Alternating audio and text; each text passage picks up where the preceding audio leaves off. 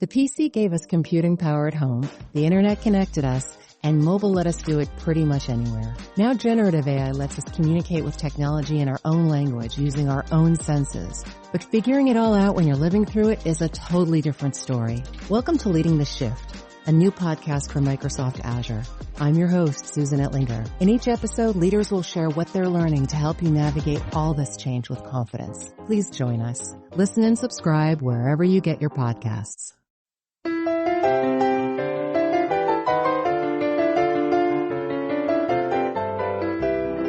You're listening to the Animation Addicts podcast with the Rotoscopers, episode 80, Big Hero 6. Don't even compare it to Frozen.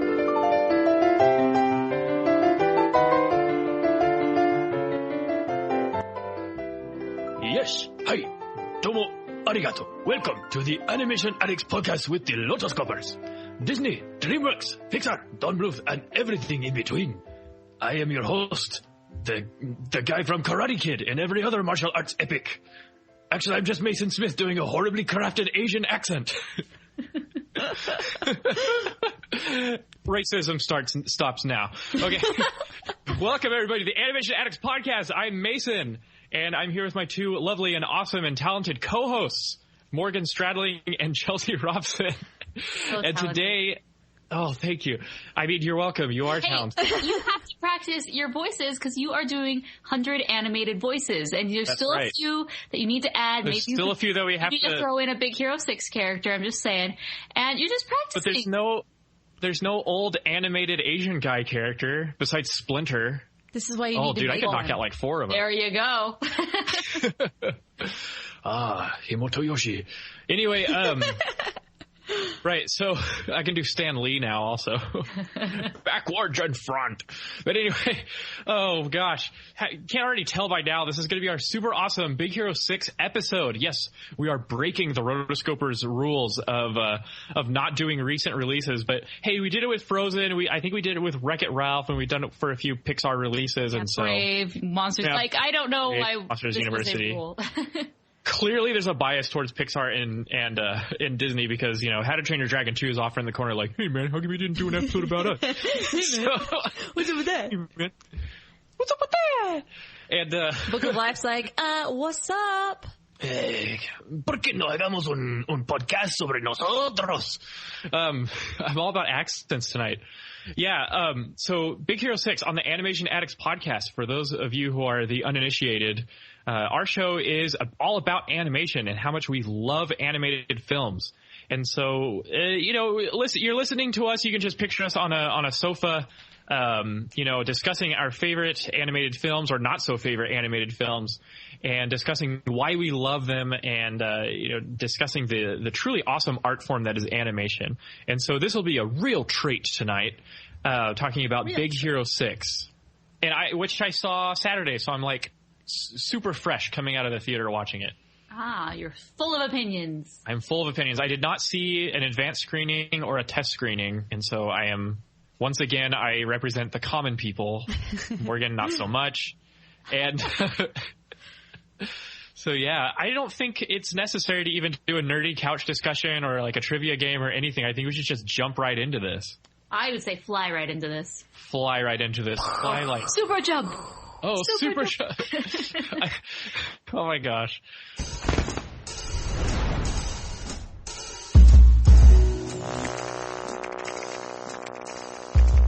All right, let me get this straight.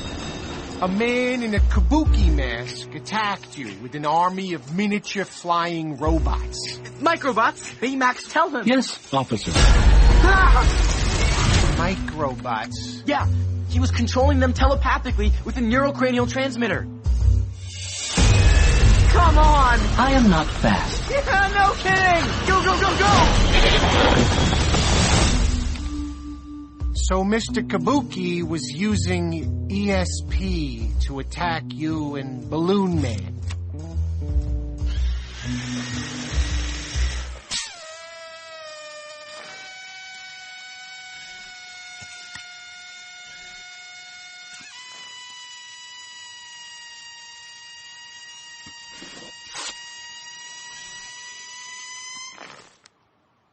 I know it sounds crazy. Kid, How about we call your parents and get them down here? What?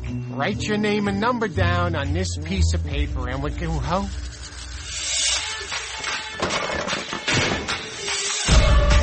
We've got to catch that guy. But first, you're gonna need some upgrades.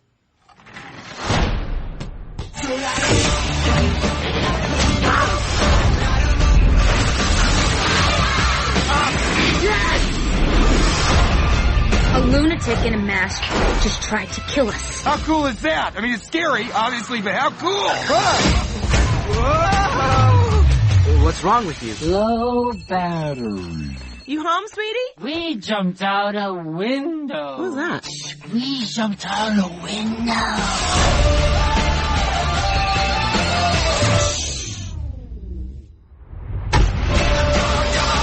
Harry baby. Harry baby.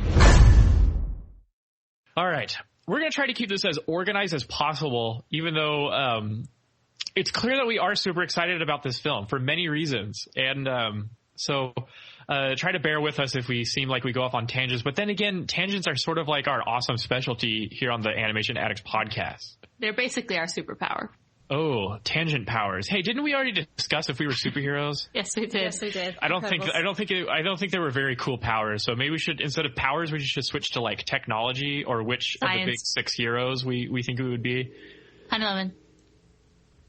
Well, let's establish that right off the bat. If you were one of the big 6 heroes, which would you be? Like, if we're playing pretend, you know, we're like, hey, let's play Big Hero 6. And I'm like, I want to be Fred, which I would be. I want to be Fred. That's who I would be. I think I'm the most like him. I think you would be Fred. I think his, like, not power, but his, like, feature as a superhero is probably the best. Yes. Everyone has amazing technology. He's just like, I don't care about technology. I just want someone to turn me into a fire-breathing monster. But they say that's not real science. Well, it kind of isn't. So yeah, I'm Fred. So which one are you guys? Morgan would definitely be Wasabi. What? Just putting it out there. No. Yes. Honey Lemon. Ooh, no. A neat freak, huh? I think both of you secretly want to be Honey Lemon, and Well, you're just of course. volunteering each other to be Wasabi. She's a super cool nerdy girl. So I'm That definitely is not true. a go-go, so I don't know who I would be. I could be Hiro. You Hiro! could be Baymax. Be No, Baymax you're because you care not so really much a- about us, Chelsea. Chelsea is a Baymax. She cares am? about others. Very sympathetic and empathetic. And I'm so huggable. She is super huggable. I wouldn't know because I've never hugged Chelsea. I've never met you, Mason. I don't think I've ever hugged Morgan. I think I've just hand shook her once. Oh yeah, that's true. You're a missionary. That's the hug. Yeah. Yeah. All right. Well, awkward discussion on physical contact aside.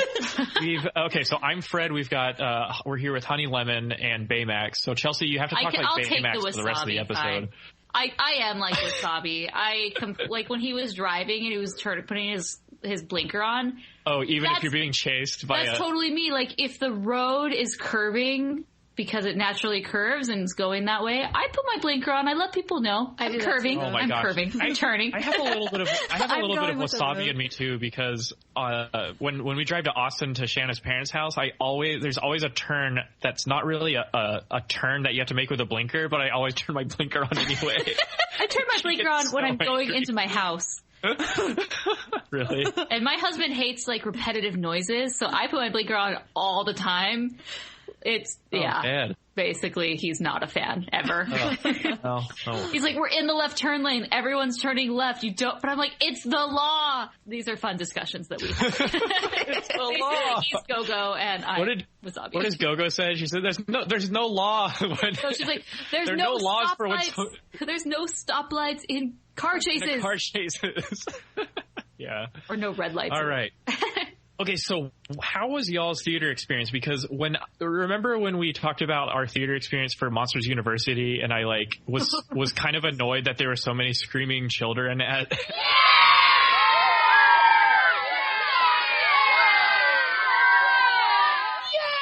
That was some of the best sound engineering ever for an episode. It was pretty good. All right, so when I went Saturday night, it was mostly high schoolers, young adults, like college age, and there were only a few younglings with their parents. And actually, the grown-ups were laughing more than the kids. And actually, there was this one lady up front. There was one lady up front who like couldn't contain herself the whole time. Basically, anytime Baymax was on screen, she would just bust out laughing, and she was uncurable. She was just hysterical throughout the whole movie, and it was kind of annoying because it made everyone else laugh, and it kind of broke the movie magic for us. Aw, bummer. Yeah. So what about you guys? Mine was, I went to a screening. And so it was on a Saturday because for the animated films, they do them on Saturday so you can bring your family, bring your kids. So it was a bunch of children. Actually, there was a lot of girls rather than, I thought there'd be a lot more boys there, but that was not the case. And it was just a normal screening, nothing too special. So my screening was pretty awesome. Oh, tell us more.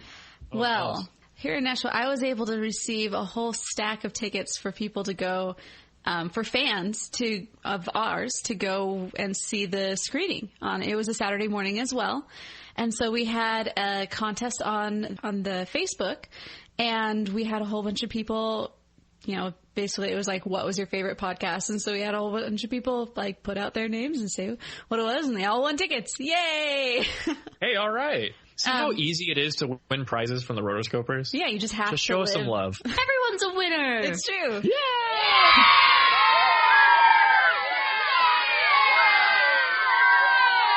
You just have to live in a place where one of us actually is. Right. It's very geographically precise, restrictive.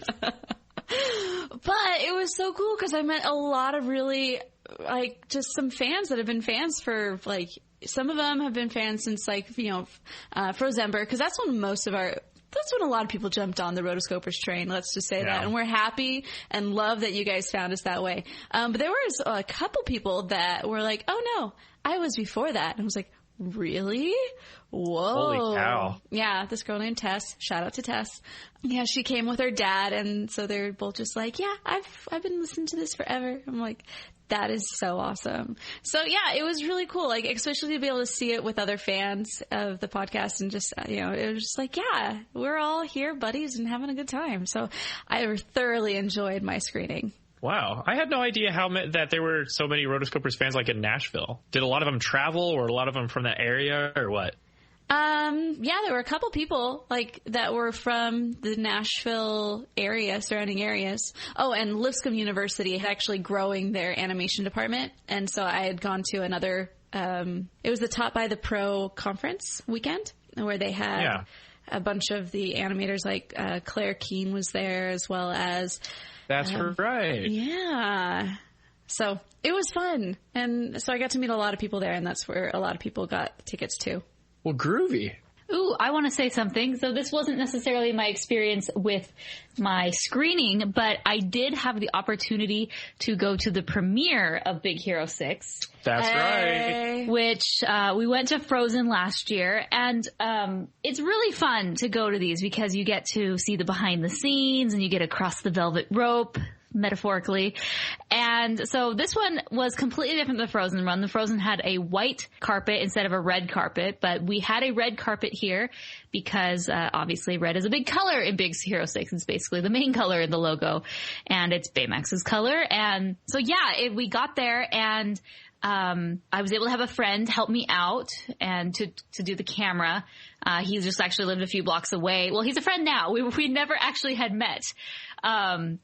I needed last minute, I needed a camera guy. Other one fell through. And so, I just reached out.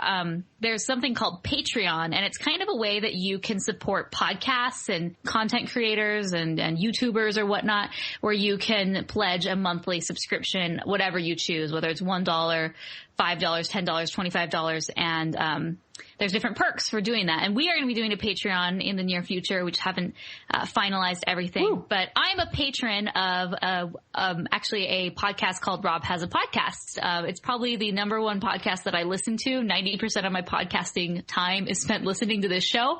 So I'm a patron because if that show went away, I'd be really sad. So I pledge a certain amount of money every month and are part of a Facebook group with only the patrons. And so as I asked everybody I knew in LA to see if they could help me me and no one could. You know, they had work. It was literally the day before and it was stressful. So I reached out to the patrons because I knew there's about 400 or 500 in the patron group. And so I said, hey, this is a really like throwing, you know, a long shot here, but if anyone is in LA, I need help, just someone to help me, you know, just basically hold the camera while I go and do some interviews and cover the red carpet. And hey, the perks are you get to go behind the scenes at a big movie premiere, blah, blah, blah. And one guy, people were like, oh man, I wish I could, blah, blah, blah, I wish I could get work off. So no one could do it. And finally I was like, okay, I guess I'll just use the old tripod and make it work. Then one guy's like, hey, I live a few blocks away. And, so I met him. His name was Paul. He's actually a composer for a TV show. He's currently working on Scandal, and he's just a fellow patron. My wife loves that show. Well, he's one of the two composers. So small world. So anyways, Paul, shout out if you're listening to this. You were amazing, and thank you so, so much.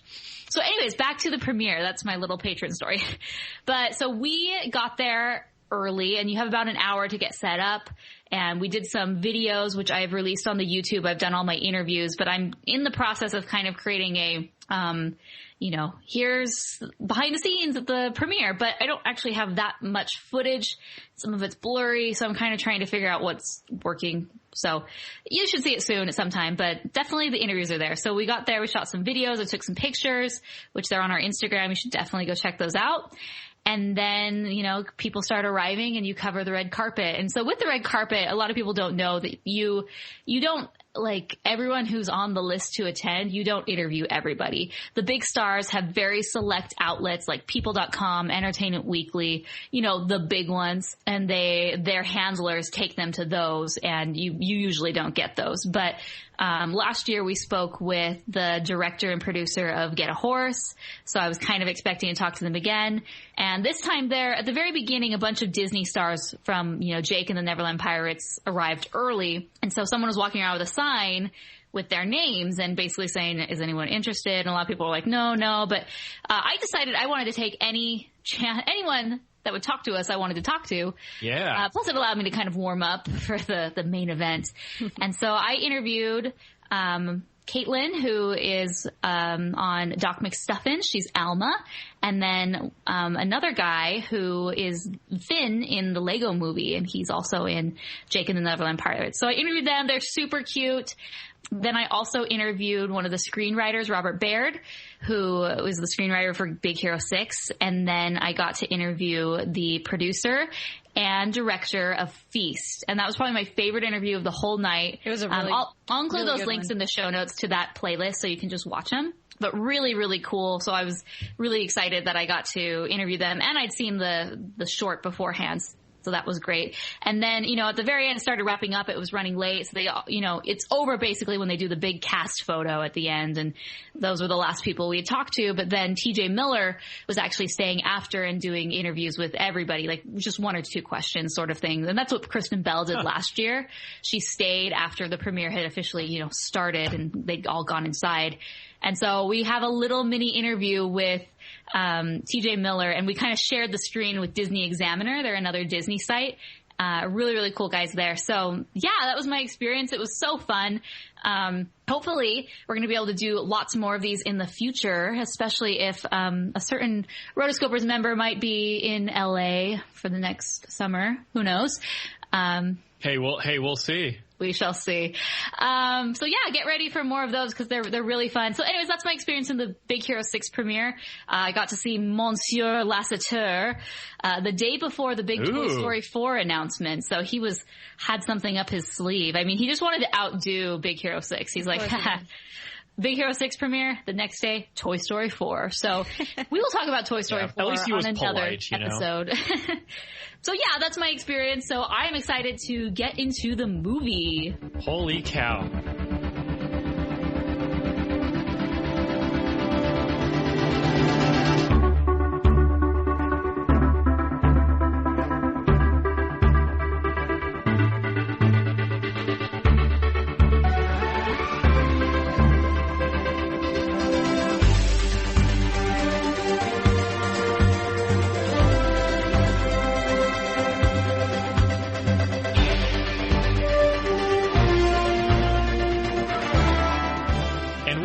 folks. I'm sorry if I hit any low notes too early, but what were your general impressions of the film, guys?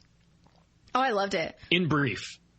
No, Chelsea loved it. Yeah, you can see from my YouTube review, there was very little, if anything, that I would be able to improve upon. I felt like everything was just really, really well done. I gave it 5 stars. And I'm sticking by that. Wow. See, I really liked it. I felt that there were certain parts that didn't really work for me, and there were some plot holes. But I liked it. I left really happy. I was laughing. It was just really good, really, really good movie. And I think I originally gave it 4.5 stars. I'm sort of teetering right now between 4 and 4.5. So by the end of this, maybe I'll have my final call. But I thought the ensemble cast as a whole was great. I really liked the way they played off each other. I was kind of disappointed that there were certain characters that I wanted more of. Like I wanted more Tadashi. I wanted more time with him. Oh, yeah. And we'll talk about that in a second. But then I also kind of wanted a little teeny bit more development of the other characters. I was really interested in them, and they were just ancillary. It was really the Hiro Baymax movie. So, you know, I'm not going to lie. I'm interested for hold on, my dog is freaking out. I'm interested in a sequel because I would like to see those characters fleshed out a little more, or maybe a TV show. All right. Well, cool. Yeah, I really enjoyed it too. I thought it looked beautiful, and the technology and the I guess the animation techniques that they pulled off were just gorgeous. And then I had a few problems with the story, but overall it was an enjoyable film. I thought it was really good. Well, Morgan just talked a bunch about the premiere, so I feel like I get to talk a bunch now. Okay, that came out wrong. Okay, so I mentioned girls talk too much, Peter Pan. Anyway, I don't really think that. Anyway, well, I just mentioned that I really loved like the visuals of the film and the animation. So let's go into that a little bit more, because I think as an animation student, I knew a little bit about this, but I feel like general audiences might not, and therefore they might not appreciate it. So here we go. So one of the things that really blew me away when I first saw it was San Fransokyo, the city. I think it's like literally an animation marvel, because I don't think Disney's done anything like that before. What did y'all think about San Fransokyo? So I loved San Fransokyo. One thing that was interesting is that it was very realistic, and that was something that was able to be done because of the new renderer that they used in this movie, which was for the first time ever, the Hyperion renderer, but which I believe you are going to go into and talk about a little more. But one thing like this, it felt so real and deep, and that I didn't really even notice the background so much. Is that weird? Like, I think they were just so good, I didn't focus on them. Except for like the big ones when obviously you're going over the bridge, like or you're flying over the island. Other than that, like within the city, I did, but I didn't, if that makes sense. Yeah. I'm not very helpful.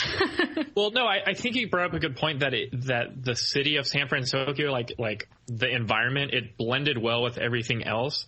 It didn't like stand out as something like wacky or crazy, like on Meet the Robinsons. You know what I mean? Mm-hmm. Yeah. That like city off in the distance that's just like, whoa, it's just way far out there. But then again, that's Meet the Robinsons. Yeah, San Fransokyo was like a living, breathing city that was its own world. You know? Did you guys? Okay, here's one thing that I really liked.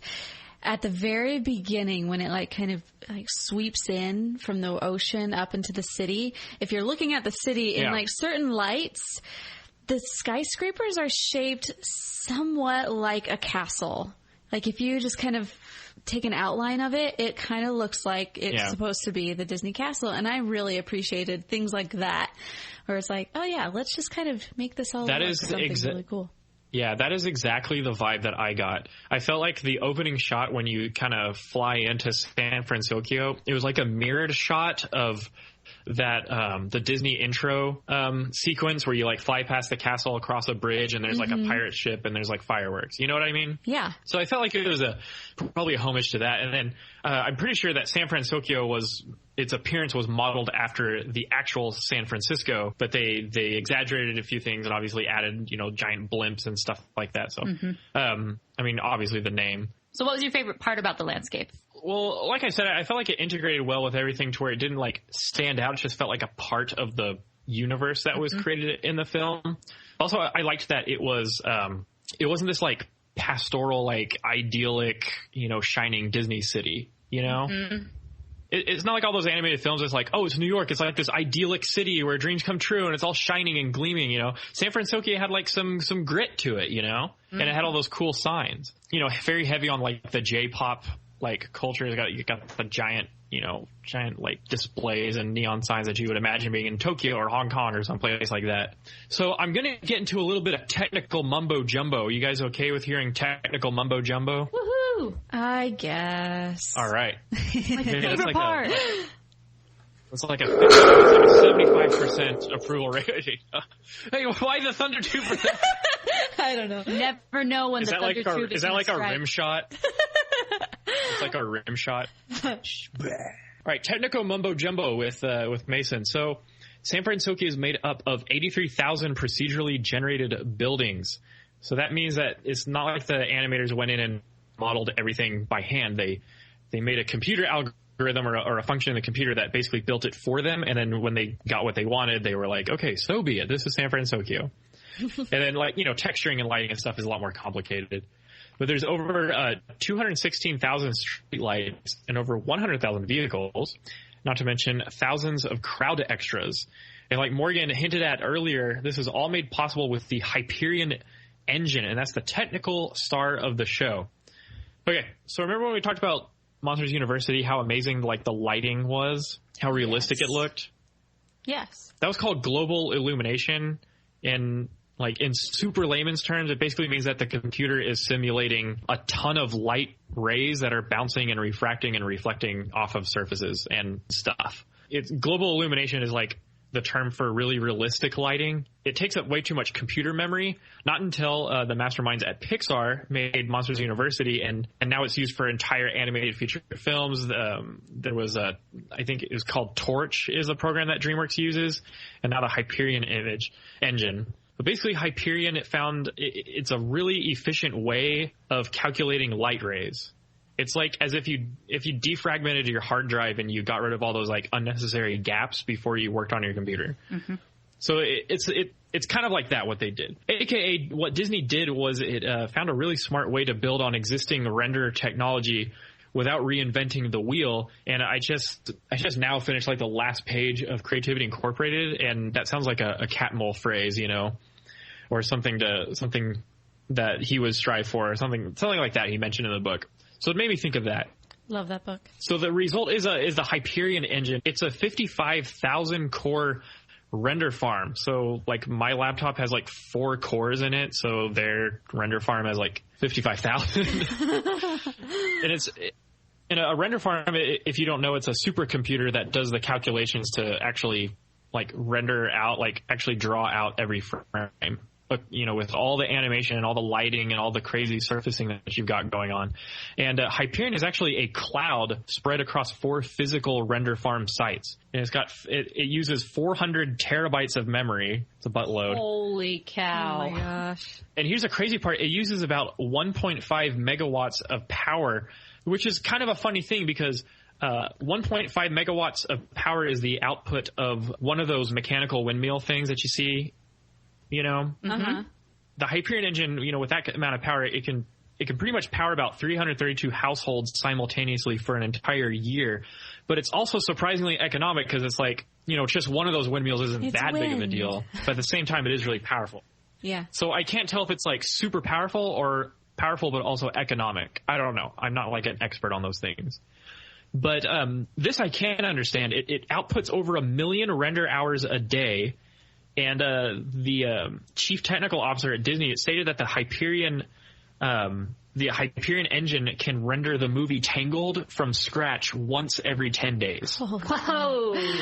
And it did not take 10 days to render out Tangled when they first made it. No. I can tell you love that. Technology. And so Hyperion is also responsible for. I still love technology. Yeah. So Hyperion engine also allowed the rendering of all those freaking microbots that we see in the film. Like just amazing capabilities. So the bottom line is the film really looks beautiful thanks to Hyperion.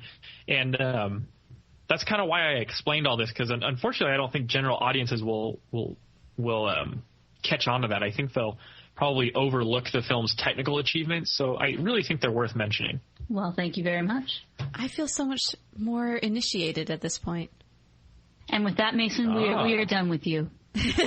Go back into your corner. Okay, I'll go home. Just kidding.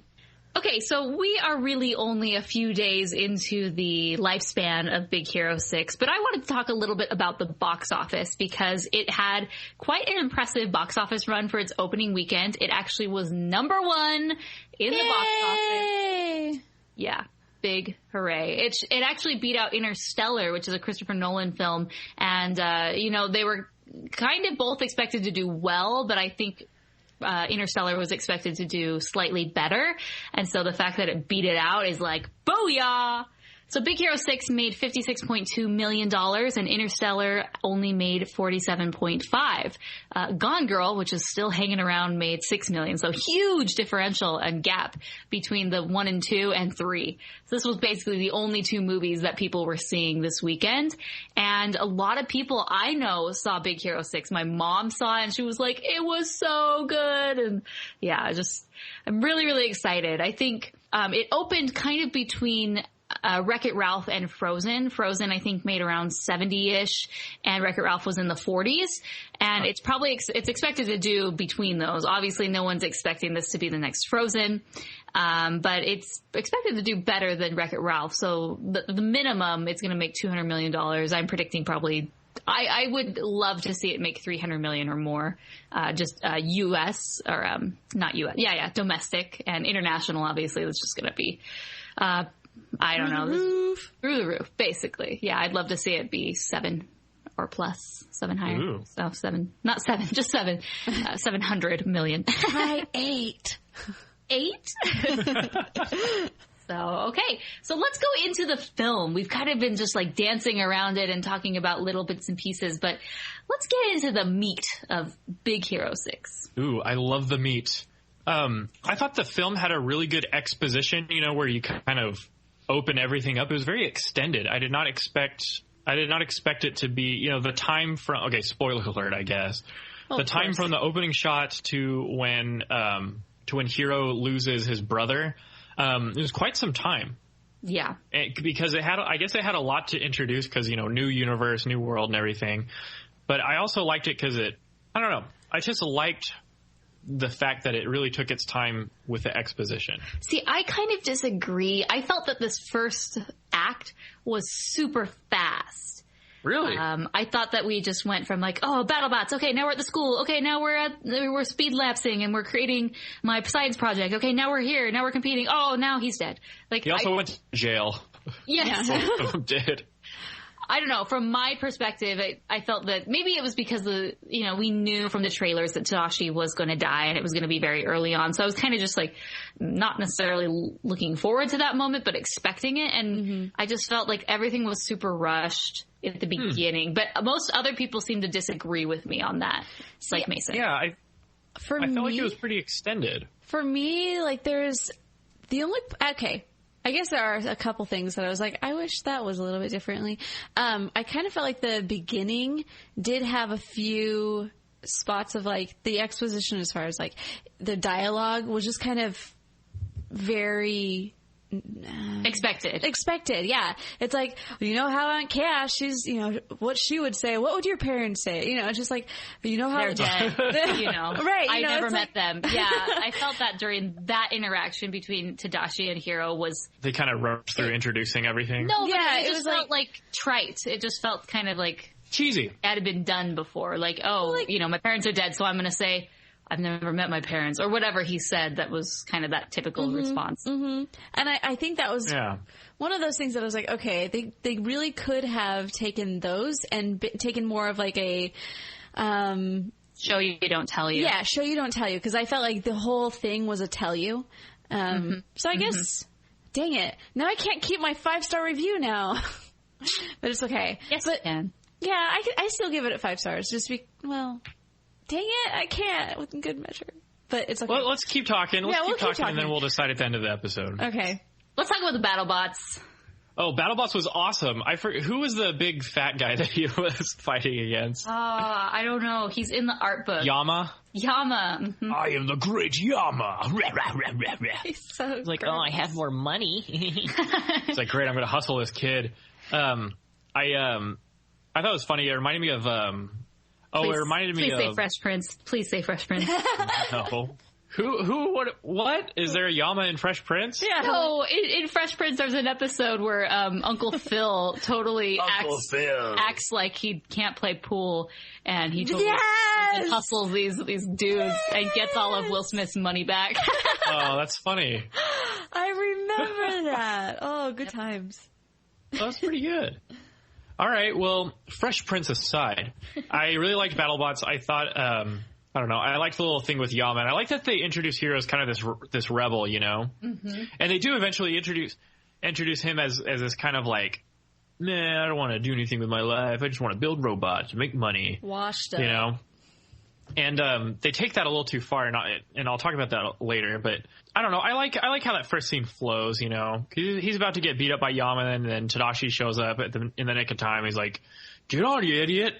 And they have like a mini chase scene, so that's cool. No, I loved the BattleBot scene. I just thought it was really cool. I loved how they just set him up as this little schemer, you know, who's smarter than he leads on. You know, super smart with this BattleBot that just looks like a Tinker toy. And then we're introduced to Tadashi saving the day, which he's really set up as the hero from the very beginning. Mm-hmm. Hero's hero, right? Yeah. Aw, Hiro's hero. Hiro. I love Tadashi. He was so good. Oh, Tadashi's such a great guy. Like, throughout the whole thing, he was just... I mentioned this in my YouTube review, but it's just, I felt like he was just a whole person. Like, he wasn't trying to be anybody else. He wasn't trying to impress anybody. He was just, like... nothing was about him.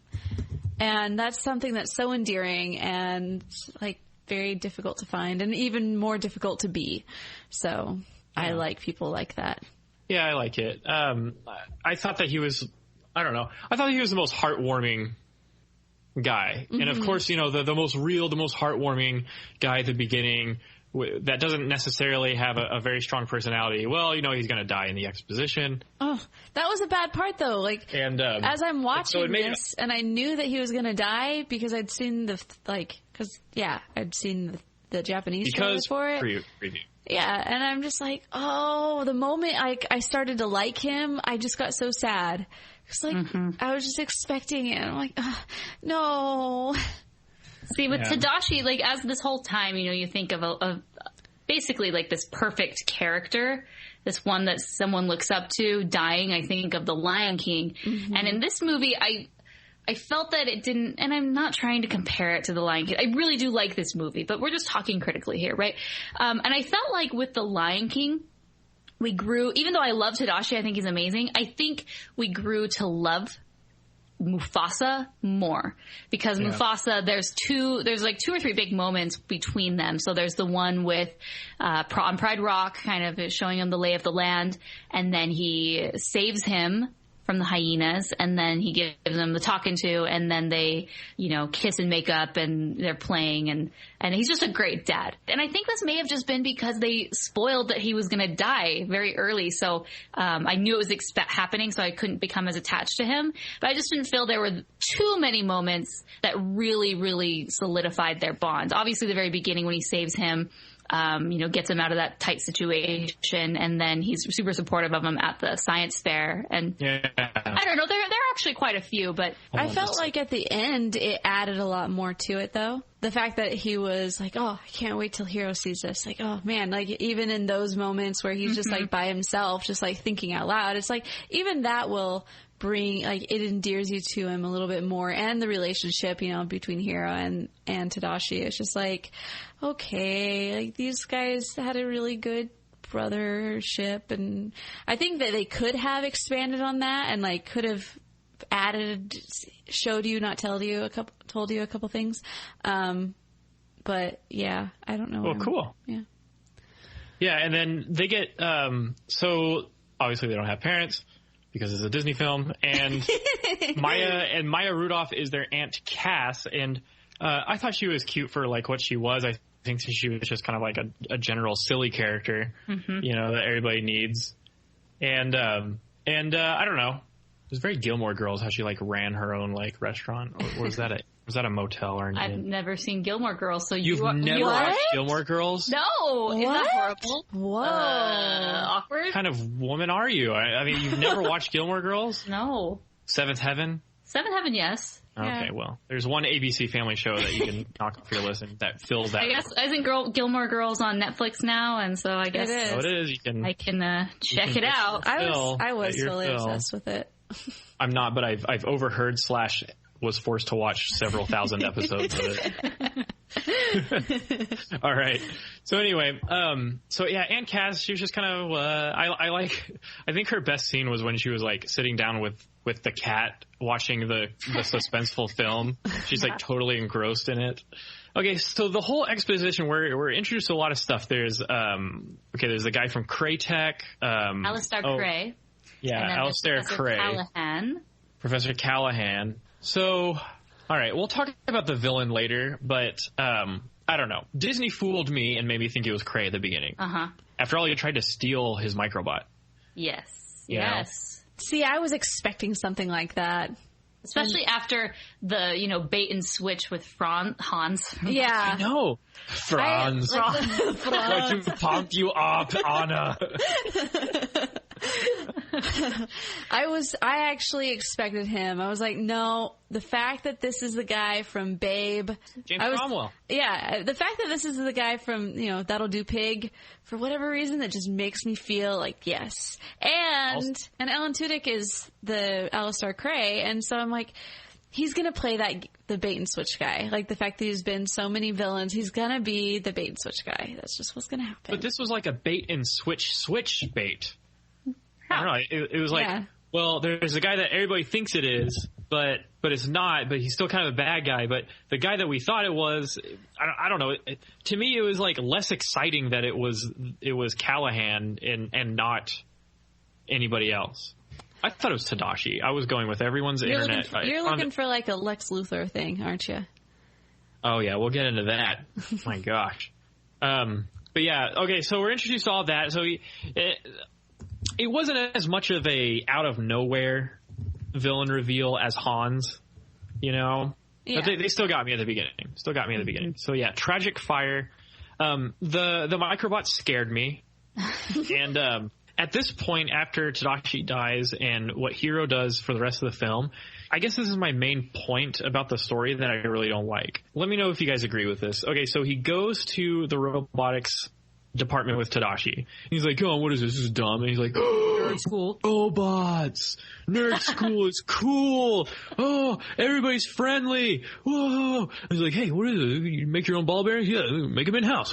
So he enjoys, he's totally into this, and he was basically made for this program. Yeah. And I really liked that film because while I don't think it is 100% the case for everyone, I highly value higher education. Like, Tadashi would have done a lot more good getting his degree, and I totally caught the spirit of how robotics can help improve the world, unless you get into Skynet and you get into my Terminator side.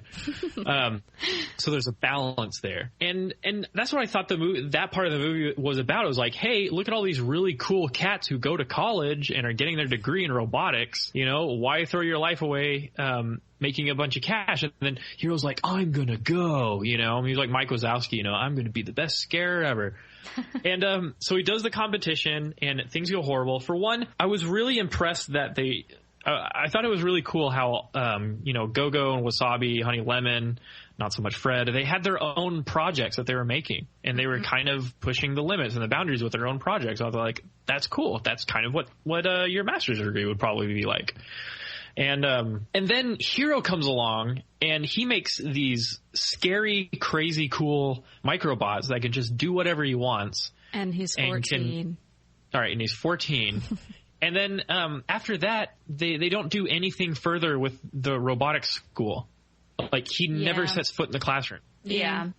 But it kind of went with his depression that he, because that was the place where Tadashi died, he wanted to distance himself from it. Yeah. Yeah. Well, I can understand that.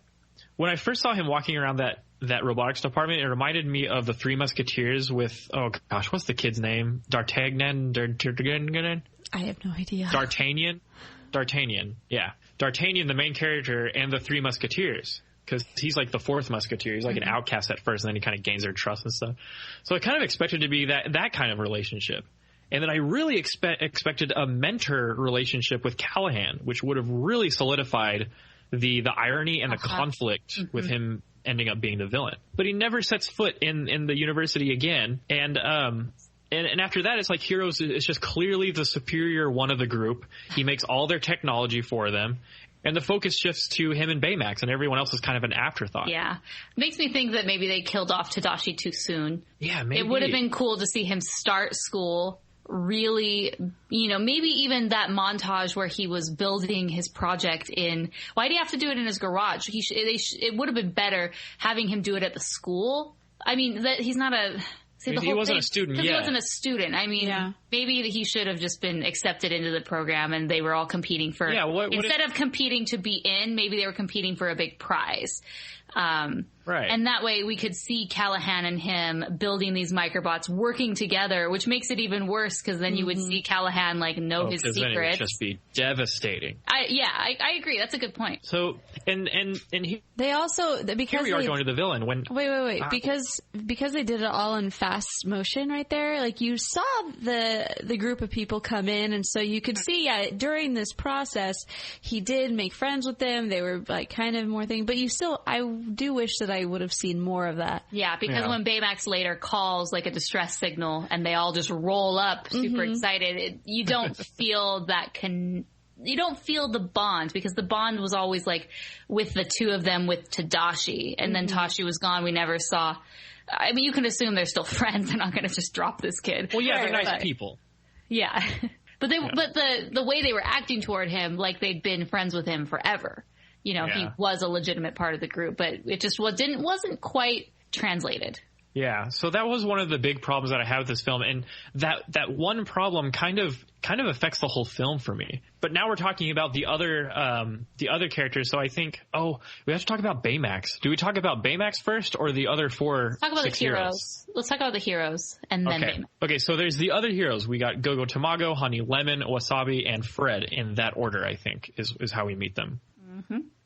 So Gogo, I actually then expected Wasabi, then Honey Lemon, then Fred. Oh yeah, you're right. I expected Gogo to be a little more of a thing. It's clear that a popularity shifted to Honey Lemon, probably after test screenings or something like that. What do you mean? That they? I don't know. I felt like they kind of diminished the importance of her character.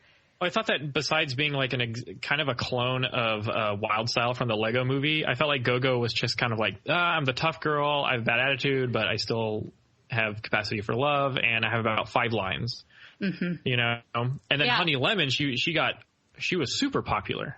I felt like there was a huge focus on her. I loved her because she was cute and she was adorable and she was just real. I mean, she had top bun on her head and her hair was down sometimes, and then she was wearing really tall heels just because, even though she's the tallest girl around, she doesn't care. She's still going to wear high heels. And she was kind of like the mother of the group. She was really loving and kind of made sure everything was in order, while Gogo wasn't so much. And so I think you kind of are drawn maybe to characters more than that, but more like that. But I will admit that Honey Lemon was more multi-dimensional for what it's worth. I mean, I don't think the whole group was very multi-dimensional, but I found Honey Lemon to be more interesting. Let's just say that. Yeah. And then Wasabi. Wasabi's cute. Who did his voice? Is that guy from New Girl? Damon Wayans. Damon Wayans Jr. Yeah. So he's pretty popular these days. I thought his character was pretty funny. Yeah, I liked him a lot. I loved how neurotic he was. Despite being big and bulky. The tension between him and Gogo, because Gogo was kind of fast-paced, just didn't care. Yeah, I'm going to steal this, thanks. And he was like, no! Everything has its place. Yes. It's a system. I like his quote, wow, yeah, we all have our nicknames around here. I spill wasabi on my shirt. One time, people. So what's his real name? Ooh, that is probably the question. No ginger. I think it was a good thing that because it used to be Gogo Tamago, Honey Lemon, Wasabi Ginger, and then Fred. And I think it was actually kind of a good thing that they just cut the names just to Gogo and Wasabi, just to make it a little bit more tangible. Honey Lemon makes sense. I guess you could just call her Honey if you wanted to. But that kind of, I don't know. Honey Lemon is kind of a more quirky, kind of more granola name. Yeah. For her character. Definitely. And then there's Fred. He's the only one who doesn't have this amazing, like, Japanese sounding name. He's the squatter. Campus squatter. Is he even a student? How does he know these people? He doesn't even go here. Yeah, he's not a student, but somehow he's like a mascot by day and by night a mascot. Oh yeah, he is the mascot. So he was great. He is my favorite. He's my favorite. Maybe I just like the outcast character. He's like the Shaggy, of the group. He's like the Zoinks, And I'm surprised that they actually want to be friends with him. I know, because he's kind of a slob. I mean, he doesn't do his laundry. Ew. Yeah, nasty. Yeah. Also, he seems to have the most fun out of everyone, and he seems to be the most, like, optimistic. Like, nothing really seems to get him down. That's why they keep him around. I guess so. We need fun people in our lives. I love that he was the loaded one of the group. Right. The guy looks like he's a bum, and you're not quite sure whose couch he's living on. I thought you lived under a bridge. I loved, Morgan, in your YouTube video when you're just like, yeah, be nice to everyone. You never know. You never know. Be nice to everyone because you never know when you're going to meet your Fred. Yeah. And the son of Stan Lee. We have a lot to talk about, son. It was just too good. I know. So what let's just jump to that. What did y'all think of the post-credits scene? Amazing. Oh, worth every staying moment. till the end. What does it have to, what are those suits for? Like, I didn't get what Hero's, he's just a superhero. He's just some sort of superhero. So what are they going to have a name, but Captain Underpants. Oh wait, that's already taken. Yeah, I thought it was pretty funny. And, and we were sitting there and we were all like, hey, Stan Lee's got to be in this movie. Oh, there he is in the painting. But we weren't expecting so much. We weren't expecting him to like have a huge cameo as an animated character. Mm-hmm. So that was cool. That was cool. I love Fred's pad. It's like super nice. He has all these like replica and like original like action figures and comics and stuff. And so right up your alley, Mason. That's like, I know. And it's like his reference material for all of his decisions. He's like, no, check it out. This evil villain was a super industrialist guy. This guy was a corporation executive. Well, if you think about it, it totally makes sense that he has every copy of every, comic book ever because his dad is Stan Lee. Yeah. Also, he seems like super tickled. He seems like super tickled that he's like in his own comic book story. It's like, all right, our first landing as a team. Oh, he was so good. He did it well without being annoying like Mr. Pricklepants in Toy Story of Terror. Yeah. So that's pretty good. But there wasn't enough of them. No, I need a TV show. I need a short of Fred. I need a sequel. He is the breakout character of all of them. He's great. There's so much material they could get out of this. I feel like they only reached the tip of the iceberg with them. Do you think they thought or knew how successful he would be as a character? Like, do you think that they didn't order enough Fred merchandise, just like how last year they didn't order enough Elsa because they thought Anna was going to be the star, and it turned out they loved Elsa? Oh, those poor Disney executives. Yeah, I don't know. I think it was TJ Miller's voice. Because I'm looking at the cast. You've got, okay, we'll get into Baymax in a second. I don't know who Ryan Potter is. I don't know who Ryan James Potter, Penny is. yeah. I kind of know who Jamie Chung is, and I kind of know who Damon Wayans Jr. is, and I don't know who Genesis Rodriguez is. Yeah. It's and really so not a Miller's star-studded cast that you would expect. Like, they are stars, but they're not stars. It's not like Rio 2 with Anne Hathaway and, just some of these movies where it's all about the big name. Like, these aren't really big, huge names, which I loved because I wasn't focusing on their voice. Do you think it's just because Disney can get away with that? Now that they've kind of now that they're on like a kind of an upswing, they can get away with not having big names? I think so. I so. think they don't need Johnny Depp being the main character. Mm-hmm. Unless it's a role written for him. They don't need this anymore because they can just focus on who is the best voice. Like TJ Miller. I had no idea who he was. I love this guy now. And I know he's kind of a big name, but to me... I remember him from How to Train Your Dragon because he's tough in that. But they just kind of cast the best person for the role, and this movie is so successful as a result. Yeah. Well, I think Fred's character was super triumphant. Like, I really think he emerged as like a breakout character, like you said. When I was interviewing Fred was hilarious because, not Fred, TJ Miller was hilarious because he had Mickey Mouse gloves on. Yeah. Just because. Like, I'm seeing the photo right now of him on IMDb, yeah. And then he had a little action figure of Fredzilla in his pocket. And I'm like, you are amazing. Like, you're that classic, like, just the goofy character the goofy friend you know from high school who just... He had a lot of fun. Yeah, and he's still having fun. You know, you can tell he's a fun guy, so. Good, that's good. Yeah, ultimately, I was quite disappointed in how little we, like, know about Go-Go, Honey Lemon, Wasabi, and Fred. I agree. You know? Is there some tragic backstory to one of them? Or, you know, what's that quote from Rita Skeeter? What something lie behind those? I forget what she said. Oh. Yeah. Pata. Yeah, and, you know, besides Fred after the credit scene, which reveals a little bit about his history and about his character, like, I don't know what makes Go-Go so gruff and fast-paced, you know? Mm-hmm. I don't know what makes Honey Lemon so happy, or what secrets she's hiding, or what, I don't know why Wasabi is such a neat freak. I guess so. I don't think so. Like, I know they've announced that her character was, like, in an interview they said her character was Hispanic, but I don't think that... I didn't see that. No, yeah, I didn't because people, you weren't listening to the soundtrack. So right as she, like, first comes around, she's got headphones in, and then she pulls them out, and right then they have the song Dulce Boca Dulce come out, and it's a pretty, like, standard... you know, South American song. Like, basically it's guy from Argentina. No, not from Argentina. He's Venezuela. And, like, it's a really fun song. Anyway. I guess you don't have to be Hispanic to listen to. It's true. It's very, very, very true. But why would they do that? But yeah, that's one of those weird things that they, like, throw in there. It's like, see, now I know what you're going to say about her, the way she said Hiro. Mm-hmm. Hiro. I thought photo. I thought that was I you know, in Latin America you say photo like that.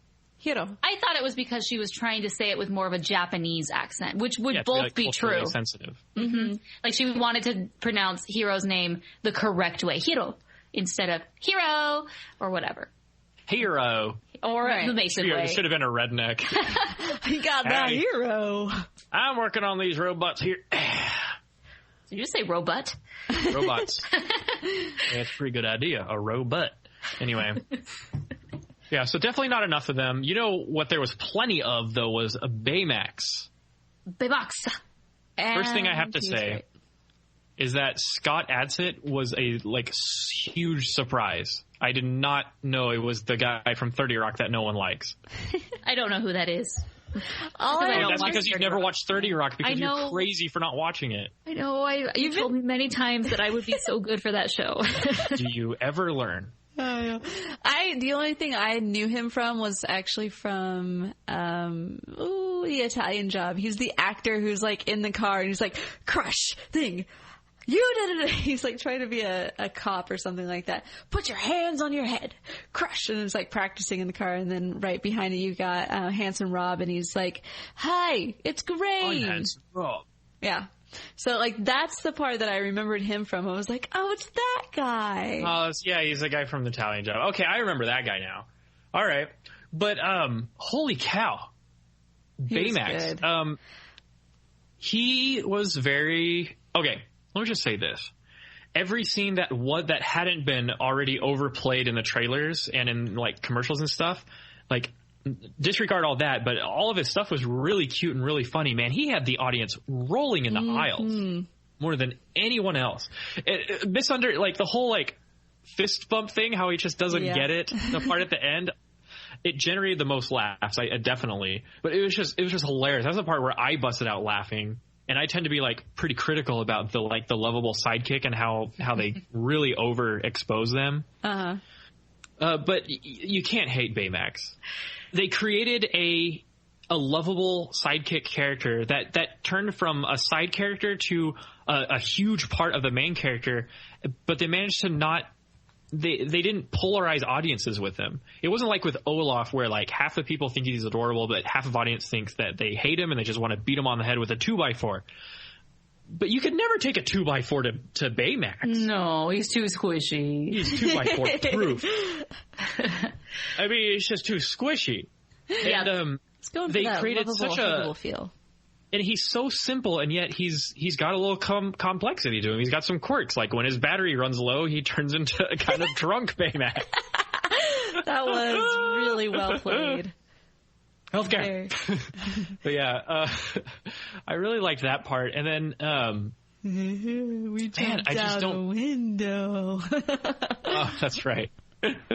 Yeah, and so I don't know, such an interesting character. And he really broke the mold because speaking of like the nitty gritty of animation, there's something that's called overlapping action where your character is animated to do multiple things at once, like how we do. You know, you raise your hand and there's several rotations that have to happen at once to make it look natural. But with Baymax at the very beginning, he was very robotic, you know? Mm-hmm. He'd look at his target, walk towards it, hit something, look down at that, you know, manipulate that, look back straight forward, look back at Hiro, walk towards him, and then talk, you know? Yeah. And he kind of lost that because he turned more into an action hero the way Hiro wanted him to be. Yeah. But I really liked, they really seemed to pay attention to this character, and I loved and hated that because on the one hand, you created an unforgettable Disney character that they will be making merchandise for 20 years after this and beyond. But at the same time, his presence really diminished the rest of the team and made them kind of an afterthought, like I said. What do you say to that? You know what? I feel like this one is a great first movie. And then the next movies, they can just go on and they can build on it and they can actually go in and create more stories for them. So I'm okay with them focusing on a single character. It was an origin story. Yeah. It's hard to do a superhero film just a one-off, is what I'm realizing, especially a gang of people. I don't feel like this movie was intended to be a sequel franchise, but, when they first came up with the idea, I don't think that was their intention at all. But I think as they were developing it, they specifically chose to focus on certain characters because you just can't focus on them all. And, well, if it does well, we can focus on them in a sequel, which they 100% will do. That's why I'm so pumped for this sequel beyond anything else, because I just can imagine just how much they're going to focus on Honey Lemon. We're going to see more Musabi and Fred. And I'm so excited for this. Like, even if it's a TV show, I would watch that. And I usually don't watch too many animated TV shows nowadays just because I'm really busy. But I would be all hands on deck for this. And I can't believe I'm saying, like, that was the one thing that when I left the theater, I thought, when is the sequel going to be announced? Because this is really good. Like, this needs a sequel opposed to Wreck-It Ralph, which supposedly is like maybe getting a sequel. Like, Frozen doesn't need a sequel and Wreck-It Ralph doesn't need a sequel. Nope. But this does, which is so amazing. Yeah. Yeah. I think it, well, definitely because it's a superhero movie. You're totally right about that.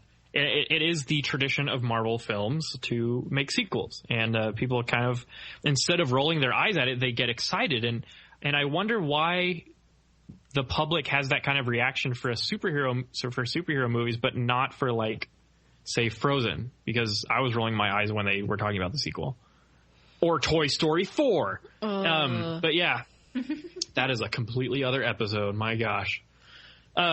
Were y'all okay with the fact that Baymax... Okay, would you have rather had... Were you okay with how Baymax was lost in that dimension and then came back, quote unquote, when Hiro rebuilt him? Or would you have rather have him be lost forever? It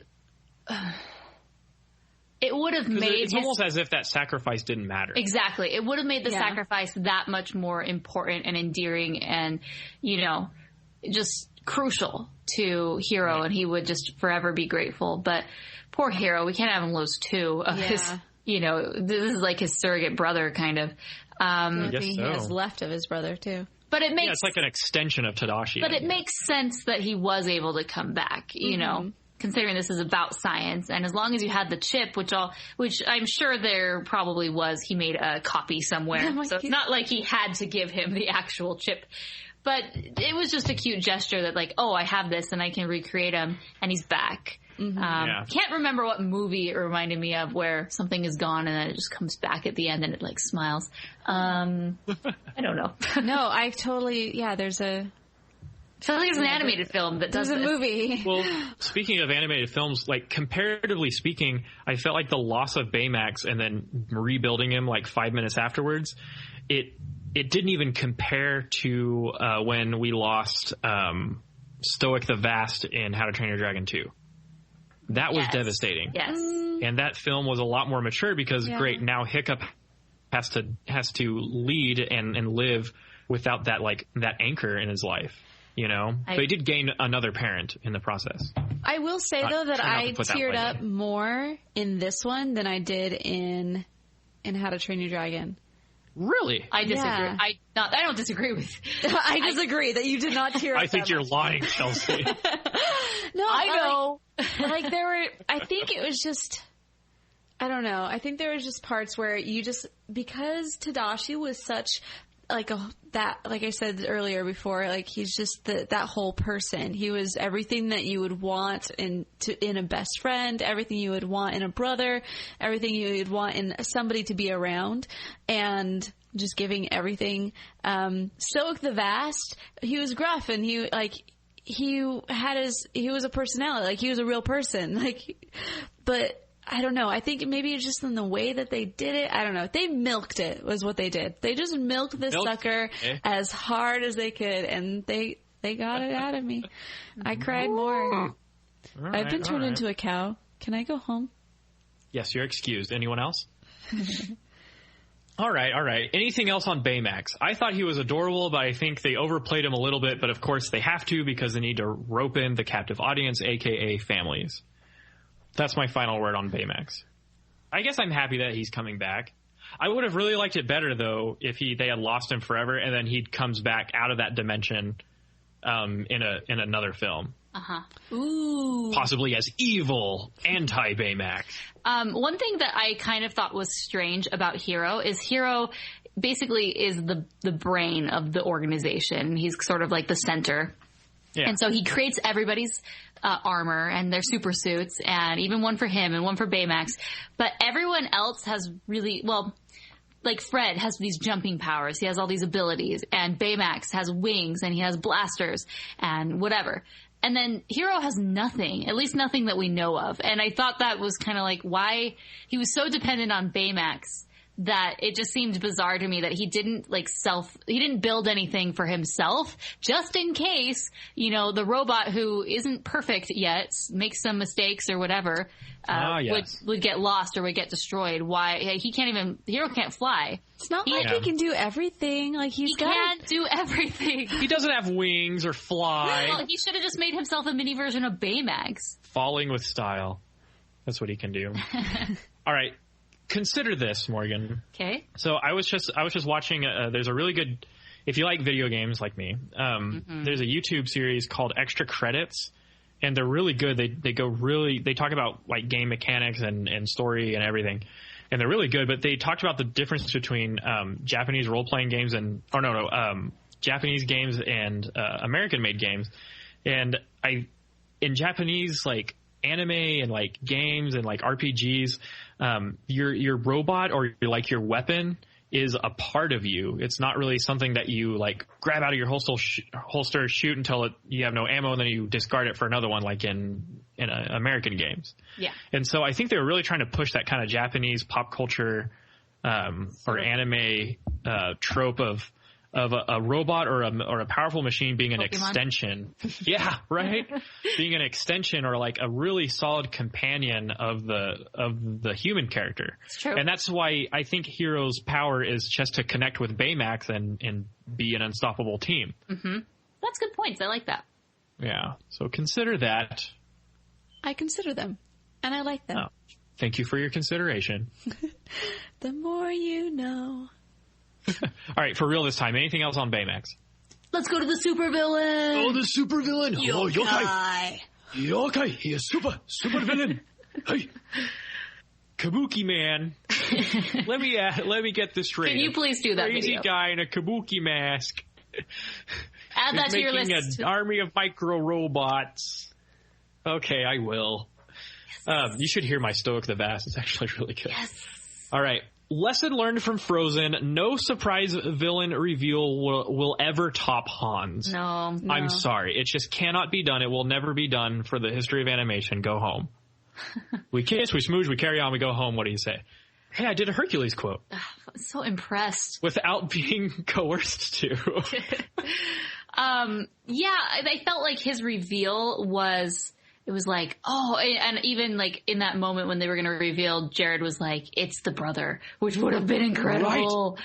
It would have totally so not awesome. made sense, but yes, they would have made it work. exactly. I would have had faith in Disney. But when it was Callahan, I kind of sat there and I'm like, okay, that makes sense. I don't know why you had to destroy the building to steal those when basically you had someone at your disposal who could have made you some. And by the way, I'm not quite sure why Hiro just didn't make his own army of microbots to fight your microbots. All right. But that's cool. Well, it's like you know those magnetized things where you can like build your own. Yeah, they're like those beads and stuff that you get at like Klein's Corner. Exactly what I'm talking about. So it's like those, like you they just are magnetized to each other, so you can't really. Except they follow your every command. Yes, but how do they know whose command to follow? Like he hasn't totally. We can just build new ones on different frequency. What if he? Bam. No, he doesn't have to make a new one. He just has to make a more powerful headband, and that's it. Ooh, there we go. All he had to do. True. So you're telling me Honey Lemon with her purse powers just needed to say, Hiro, you just need to build a new headband. I can help you. Because she loves clothes. Like, no, your program's dumb. I'm not going to school. He's like, no, we're going to do this the hard way. I'm going to rope you all into this and risk your lives. Anyway. Okay, I don't know what's wrong with me, but I also was severely disappointed by the big villain reveal. I really wanted it to be Tadashi. Mm-hmm. Think of how devastating that would be. All the kids in the theater would be like super confused. Nothing is real! You know? That's right, kids. Nothing is real. That could top maybe Hans. Yeah. I know. I don't know. Then you would never trust a Disney movie. Every time. That would have tainted Tadashi. Well, he could have easily been under mind control or something. Maybe he was being used by a supervillain to just throw. Maybe it was like a robot Tadashi. Tadashi Tron. Tron-dashi. Tron-dashi. Anyway, so Callahan, a.k.a. Kabuki Man, a.k.a. Yokai. I think he was an interesting villain for the following reasons. I will pull a John Lasseter and say what I liked before critiquing. I like that he was driven by revenge, and I'm so glad that they didn't go with Cray. I would have just rolled my eyes if it was that same old, evil industrialist, capitalist, corporate, megalomaniac guy. Oh, he just wants to control the world with technology and make money. I'm so tired of it. Yeah. So he was a little bit. They're good people with money, people. Yeah. Someday I want to be one. Off the top of my head, I can't. Yeah, right. Anyway, moving on. So I like that he was driven by revenge. Granted, the revenge-driven villain is, it's not overused, but it is classical. It's not totally original, but that's fine. And I really think that Yokai's character design was really cool. I mean, he could easily be like a Sith Lord. You know what I mean? And the layout department for Disney Animation did a super good job of doing some like really cool like comic booky angles and dramatic shots with him. You know, he like raises his hands and like kind of orchestrates the microbots. You know, and everything's very dynamic and no dialogue. Like that very awkward silence. Yeah, I thought I'd lost you guys, but there's also no dialogue. I love. Oh, sorry. I was talking this whole time. I was on mute. I was like, why is this awkward? I'm totally. This isn't awkward. I'm talking here. All right, continue. You guys, you don't like me? Continue with what you're doing. But the no dialogue thing was effective because it kind of gave him like a Darth Maul kind of like Phantom Menace kind of feel. So I did like that. Yeah. What did y'all like about Yokai? I loved his kabuki mask. The kabuki mask. They should have Ron Paulson. So let me get this straight. A man with the kabuki mask. I love Rob Paulson. Long live Rob Paulson. Long live Paul Rob. Whatever his name is. Paul Robson. That's why I should not try to multitask. Anti-Rob Paulson. Rob Robson is my brother. You know, I know your question was what you loved about him, but I didn't really love this villain. I had a hard time with his motives. Like, I understood. Oh, brother. But why do you have to kill yourself and then act like a bad guy? Why couldn't he just... I know, because he figured out the only way that I can rebuild this is with Hiro's microbots. But at the same time... Can't you just pull a gun on the guy? Couldn't you just borrow them for an afternoon? Hiro would totally not notice. But he had to create way, way, way more, so maybe he would. It's just like, oh no, I just made some more for you. Or maybe he would just be like, just circuiting them out, like just like a couple here, a couple there, 2 for you, 1 for me, you know, just kind of like one after one. Oh, they just got lost. Oh, it could have been like by degrees. Yeah. Yes. By degrees. Yeah, and then I felt very conflicted with him because I didn't really feel that he was ever that big of a threat. Right. He's just like, ooh, and then spooky guy. Yeah, exactly. And then when I found out who he was and his motives for his daughter, then I felt very conflicted when ultimately she's saved at the end and he just is like thrust into a cop car and it's like, well, that sucks. You should rethink I did your like action. that he doesn't ever get to be reunited with his daughter. I did like that. That was sweet, sweet revenge. Yes, it shows that just because you do bad things for a good, quote, reason, which that was not good. Doesn't mean that you're at all redeemed. Exactly. And he was never redeemed. He was just a cranky old man. Yeah. Who wanted revenge. And here's where we get all these problems again. Again, it's the microbots. I think the microbots were like the thing that I disliked most about this film because his objective, like punishing Cray for his negligence, was sorely disproportionate to the power of the microbots. Like, imagine what he could have done to that city. To the world, even. I mean, he made a bazillion of those things. He's not going to take over the world or anything. All he wants to do is just punish Cray. Like, why not just pull a gun on him? Anyway. You're all about pulling guns. This is like the third time you know me, this. down here in Texas. Absolutely. Yeah, I mean, down here in Texas, we're like Yosemite Sam down here. I know your side gig is making... I'm a fucking varmint. I know your side gig is making some doormats with guns on them. So that's cool. Oh, yeah. My side business. I like it. Almost no emotional connection with Hiro besides being responsible for starting the fire that killed Tadashi. Now, that is a cool moment because it is shocking and tragic to see Hiro so angry that he disables Baymax's medical personality and turns him into a killing machine. That was scary.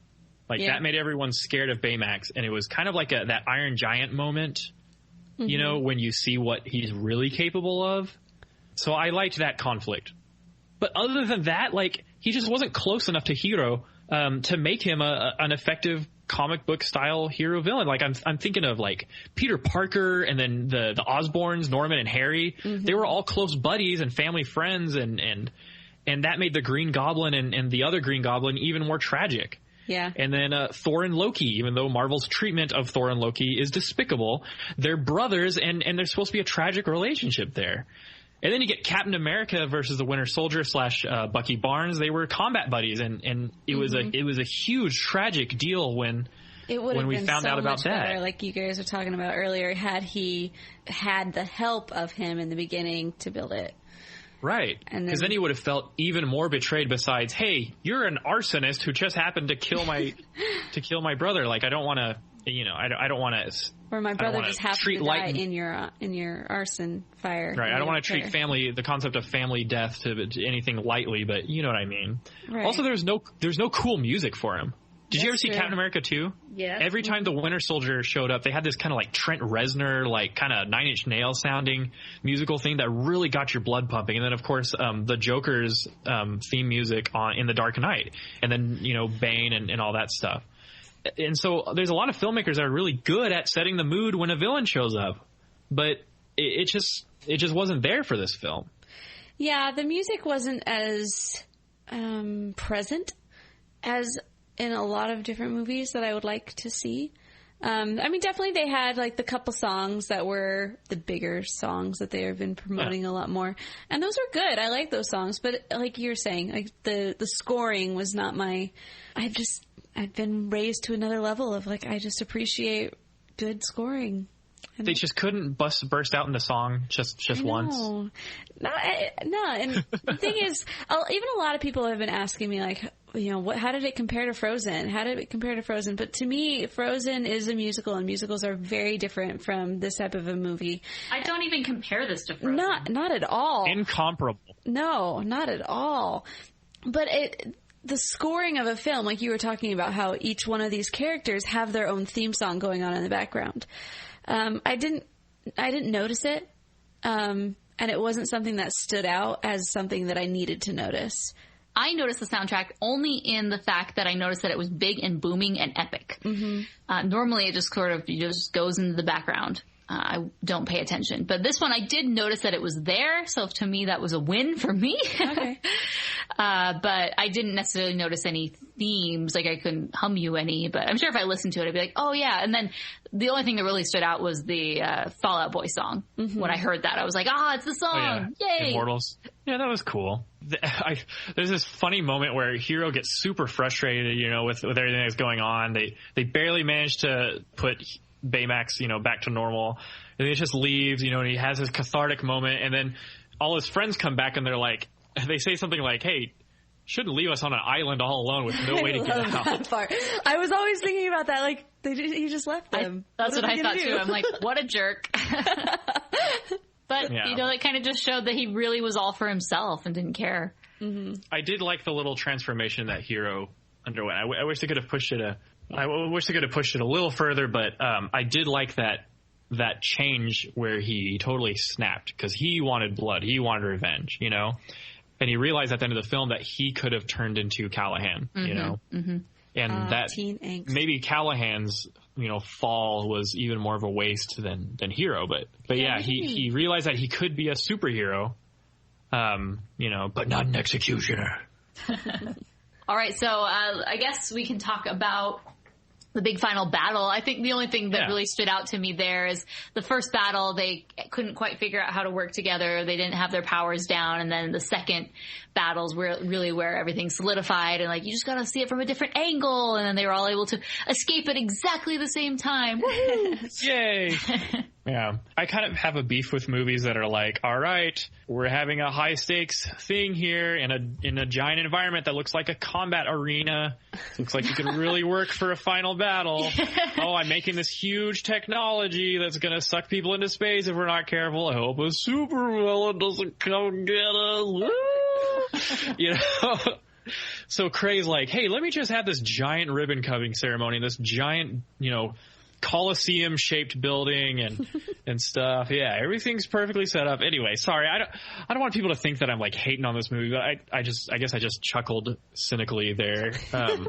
Maybe I'm getting too cynical. But anyway, I did like the final battle because they go into the interdimensional portal.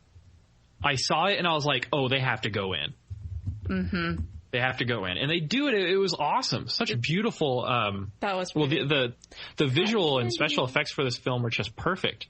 Because there's the dimension, and then there's Honey Lemon's like kind of gooey, smoky things, you know, that she throws. Mm-hmm. Talk about Pokemon Snap. They're like those pester ball things that you throw at Pokemon, and they're like, "Hey." That's awesome. But like fighting with all those microbots, it was, you know, with the Hyperion engine, it is possible now. But it's just a technical achievement. Final battle.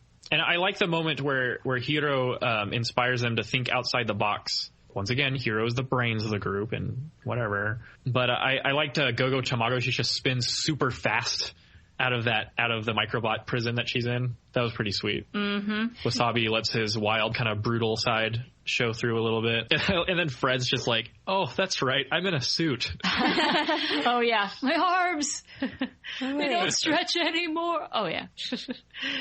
Oh, that was a good one.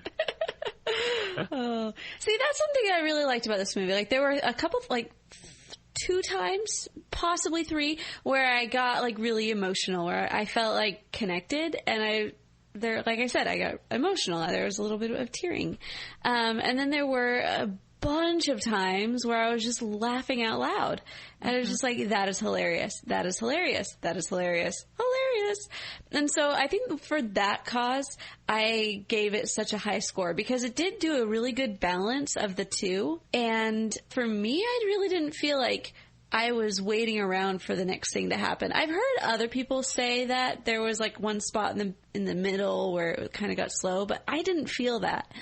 I felt like everything was pretty cohesive.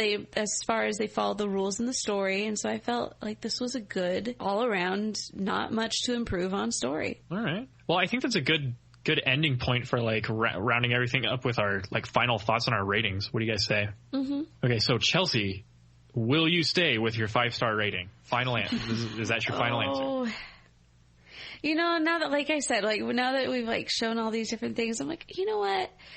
But then I look at all the other movies, and yeah, I've had differences with, even though there have been 5-star movies in my head, like, yeah, that could have been different. But I still give it 5. Yeah. It was one that I could watch over. I believe that this would have a lot of good replay value for me. And if I were a kid, you better believe this would have great replay value for me. Yeah. So I loved this movie. Leaving the theater, I was just all smiles. I was laughing throughout. I loved the characters. And I was like, so, you know, because we cover animation, I was just so excited for other people to see this movie too, so they could just know how good it is. And just on a completely different level than Frozen. I know people are trying to make the comparisons, but I don't make the comparison at all. Try. It's different genres. It's different types of films. I mean, there's nothing to compare. Like, stop it. So, but I loved Baymax way more than I thought I was going to. You know, he seemed a little oversaturated from the trailers, sort of like Olaf syndrome, but he really ended up almost stealing the show. He really ended up almost stealing the show. I still think Fred was just the winner all around. I love the cast of characters. I thought it was good. I thought it was too fast at the beginning. Others don't think that way. But really, once it started getting going, I just loved everything that I saw. So I'm going to give it 4.5 stars. Excellent. All right. I guess it comes down to me. When I started the podcast, when I started recording, I didn't know if I was going to give it 3.5 stars or 4 stars. And then I thought maybe I could pull a Myra because it's kind of a special episode and do 3.75 stars. All right. My final answer is 4.0 stars. Nothing more, nothing less. I still think Tangled is the best out of the 4 CG films. You know, the big main ones that have been. Mm-hmm. And it's really hard. It's set such a high bar, but you just can't beat Tangled in my opinion. Loved it. I really got it handed to the animation crew for this film. My gosh, such awesome animation. And having had the experience of animating a short film recently that's, you know, full CG and all that stuff, I realized how super hard it is. So Disney animators are just amazing talent, super, super cool. And then the effects and like the lighting and the rendering was just beautiful. This is a beautiful looking film. And if you're a fan of animation, you just gotta recognize the technical achievements of this film. You know, the all-powerful Hyperion engine. I did have problems with the story, as we discussed. I don't want anybody to think that I'm like the super cynical guy, or what did that one guy call me on a YouTube video? Actually, I can't say because there's preschool toys around. But I don't want anybody to think that I'm like cynical or that I'm trying to be like overcritical just because it's Disney. But I did have some qualms with the story. But overall, I came out of the theater smiling and laughing. And I would definitely watch it again, and just to experience again how beautiful and how awesome a world that Disney created. I think this shows Disney's like mature storytelling side even more than Wreck-It Ralph. Like, it was a sci-fi superhero movie without polarizing the audience, and it's something I think everyone will enjoy, and I certainly did.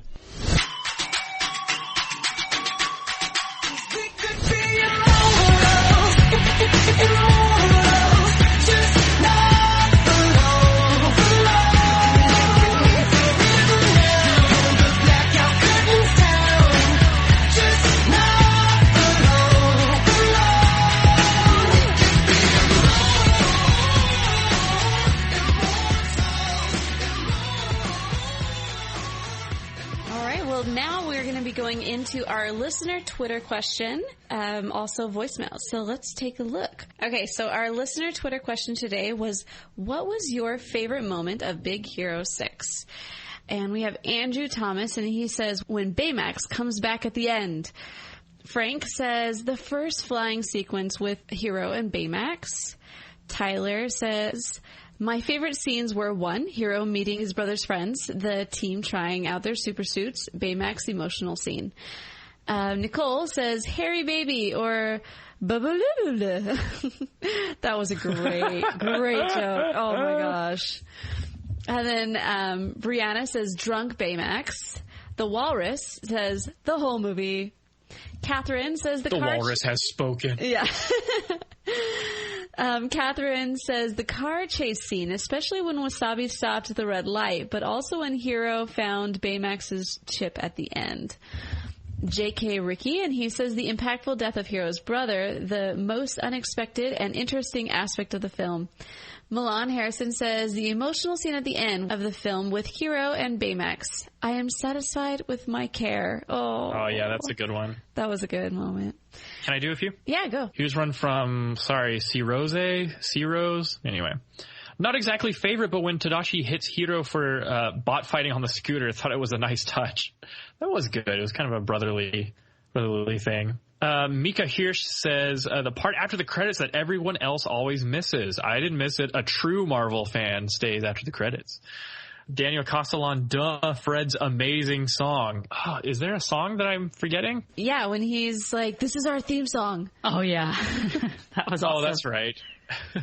With a magic amulet. That's right. I loved how it just kept getting like more and more crazy and unrealistic. And unrealistic doesn't have anything to do with reality.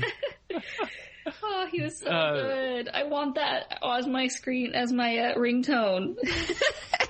Oh, yeah. Okay, so Fred's amazing song, and then Gianna Lee says Tadashi rescues Hiro from the bot fight when Hiro and Baymax do a fist bump. How Hiro becomes his brother by the end of the film. Aw.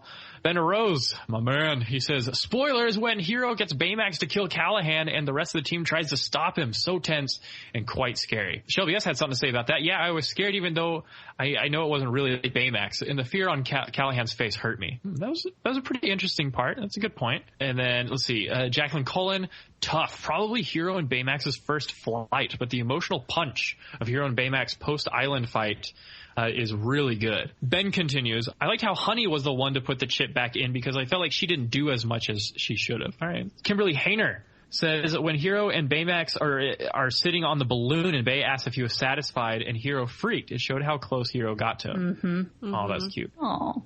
And we got Corazon, a.k.a. Janice Marie. Fred singing his version of Charlie's Angels entitled Fred's Angel. Okay, that's right. It was like a parody of Charlie's Angels. It was all about Fred, even though Fred wasn't like the leader, clearly. Fred's Angels, right. Oh, nice. Cool. All right, so we have 4 voicemails and 1 email. I did a very last-minute call. It was a super busy day, and I forgot to let people know that, hey, by the way, we're not doing Ratatouille. We're actually going to be doing Big Hero 6 in the meantime.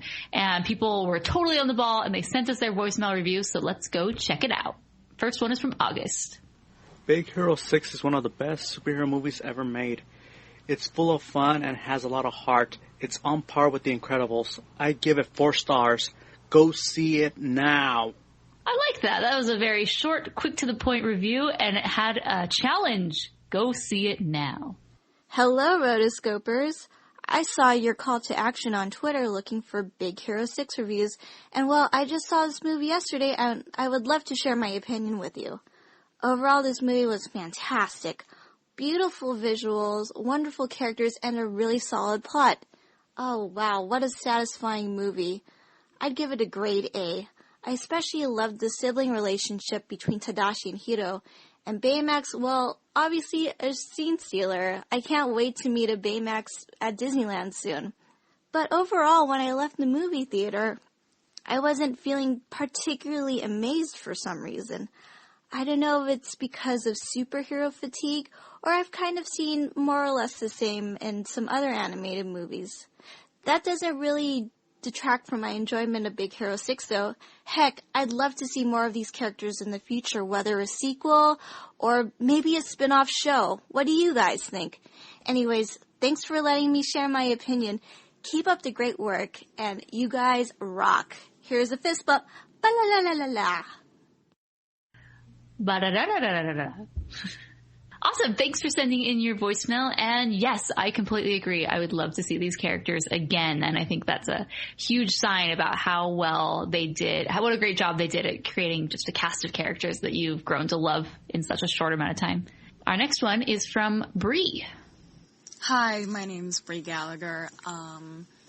I actually saw the movie back on October 27th, so it was really hard for me for that, week and a half to kind of keep everything in, especially with the drunk Baymax health. God, I can't even re-quote it. Anyway, I really, really love the movie, especially Disney's new Hyperion renderer. I'm sorry, I'm kind of in the nerdy things, but of course the part that I like the most is the relationship of Hiro and Baymax. My only minor complaint is I would have liked to see the team have a little bit more action in the film, and outside of the team maybe Aunt Cass, because I really felt like you have Maya Rudolph, and I really felt that her talents were underutilized, but at the end of the day, the story is still the story of Hiro and Baymax, and Hiro getting over the loss of Tadashi. But I really wouldn't be surprised if Disney, in a year and a half, or maybe 2 years, has a Big Hero 6 series on Disney XD or something like that, especially since a lot of the voice actors, well, in particular T.J. Miller, is already on Gravity Falls in Disney XD, and most of the voice actors in the film have television experience, so it would be very probable that they would, if they were to ever do their characters again, to get them back on the show. So I really enjoyed the movie, and I'm going to kind of cut this off because I want to allow other listeners to give their feedback. So thanks for listening. Toodles. Thanks, Bree. Here, I have a question. Yes. Do you guys think it would be more beneficial for them to do a theatrical release, or just to do a TV series with these things? I'm kind of leaning towards TV series. It just seems like she made a good point about how they all have TV experience and something that totally could be right up their alley. And a TV series is normally the cheap route that whatever, we'll just, make a spin-off a TV series about it. But this just seems so appropriate because then we can see their different adventures, and comic books have issues after issues after issues. So Jimmy, you can't continue and I will. Okay. I agree. Plus, what else does Disney TV have? Yeah, they've kind of lost a lot of things. Jake the Pirate? But there's also, for example, looking at DreamWorks, how they've had a really good relationship with Netflix, and they've been creating a lot of these dragons. Yeah, they don't really sell to any networks, but they sell to Netflix. I don't know. I'm wondering what Disney is going to be doing. I think they're missing the boat, not jumping in and doing a lot more with Netflix, but that's just my opinion. Yeah. Well, I don't know. Sometimes outlets like Netflix have exclusive deals, but not really. I don't know. But I think I would like to see a TV series and then a follow-up sequel, theatrical release. Sort of like what DreamWorks did with Riders of Berk. Dragons. Mm-hmm. Berk, Dad. Dragons and Berk. Yeah. All right. Our next one is from Dylan. Let's listen to what he has to say. Howdy, guys. This is Highside DiBarenzu from Twitter. And Big Hero 6. What can I say about Big Hero 6 other than the fact that it is an awesome little film? In all honesty, it is probably one of the better Disney flicks of this generation. And, if I'm perfectly honest, better than Frozen. The film is packed with heart, packed with emotion. It's a hodgepodge of Japanese and American subcultures. And, in all honesty, if you haven't seen it yet, please do. It's fantastic. And I also gotta say, I want a Baymax. Baymax and Hiro have snuck their way into my Disney favorites list ever since watching the film. last Saturday. Anyways, hello, fellow Rotoscopers. Later. Ah, yes, fellow Rotoscopers. We are fellows. The Fellowship of the Rotos. It's true. Anyone can be a rotoscoper. Anyone who's an animation addict is a rotoscoper. They are one and the same. So yes, everyone, start referring to yourselves as rotoscopers now. We are all one. Cue music from Lion King 2. If we hold on together, harmony. I was going to do that. We are one, do. Oh, yeah. Do. We can throw back duo again, because we're a duo from last Wow, we have really gone on a tangent. Oh, good times. So our last review is an email, and it's from Daniel C. So I will go ahead and read this. It says, "Hi, Rotoscopers. This is Daniel, or as people on the website know, Aqua Pyro. Ooh, I've been a big fan of animation since I was born, and I love that there is a high-quality podcast that discusses animated films as a film, not a cartoon. I recently saw Big Hero 6 at an advanced screening with my friends, and they witnessed something that they had never seen. Me crying. During Tadashi's death, I became so emotional that I had to get up and walk out of the theater. Luckily, my friends understood my emotions. Like I said on the site, my older brother is in the military making healthcare robots and fixing medical equipment. And we finished the movie, and I went back to watch it again immediately after because we missed about 20 minutes of the film. Anyway, my thoughts on Big Hero 6. I thought it was an incredible film. The animation in this film is incredible, with scenes that are just simply breathtaking. The animation rendering is amazing with the help of Hyperion and Denizen. The fact that this really is the first Marvel/Disney film is a risk that truly paid off. The characters are so diverse and likable that if you took them out of the film and put them in our world, there really is someone just like one of the six. Baymax is really the biggest breakout character Disney has ever made. He displays so much emotion with so little features. He really does steal the show. And as I said before, the rest of the cast really does a great job showing emotion and bonding. If there are only a couple of gripes with the film, much like any Marvel film, with the villain as Callahan is weak. But as Yokai, he's awesome. But that is such a little complaint that really doesn't affect the film.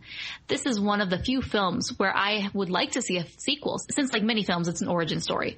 But one done right. The reason why I appreciate this film a lot more than The Incredibles is because while they are a family of supers, they still had superpowers. Big Hero 6 gave the six technology to give them powers. Plus the fact that the first time that they attacked as a team is really true. The first fight is always a disaster for the team. It's not perfect. It makes the characters much more real and connected. Big Hero 6 is a huge risk that paid off. It combined the action of Marvel, the heart of Disney, and the comedy of both. It's a great addition to the Disney revival, and I cannot wait to see what we have in store for Zootopia and Moana. I give it a 9 out of 10. Daniel C. Ah, well said, well said. Very well said. You know, one thing we never did in this whole episode is I don't think we ever compared it once to The Incredibles. I didn't feel that it was the same. Maybe we should have one of our roto writers, if they feel so inclined, to write about a compare and contrast, and if they even should be compared. Because I think we all agree that Big Hero 6 you can't even compare it to Frozen. No. Or Wreck-It Ralph. But maybe other superhero films. That includes The Incredibles. Los Increíbles. Thank you, Daniel. That was very, very good little review.